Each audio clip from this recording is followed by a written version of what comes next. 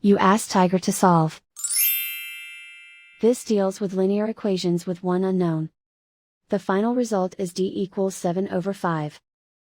Let's solve it step by step. Simplify the expression. Expand the parentheses. Multiply the coefficients. Simplify the arithmetic. Expand the parentheses. Group like terms.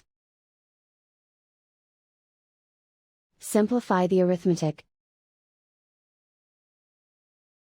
Group all constants on the right side of the equation.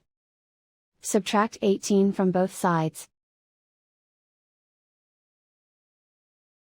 Simplify the arithmetic.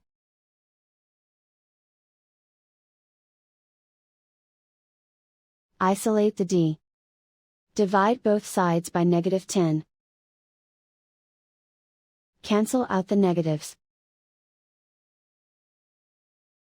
Simplify the fraction. Cancel out the negatives.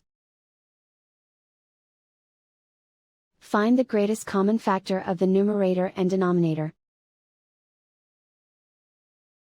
Factor out and cancel the greatest common factor. And so the final result is d equals 7/5.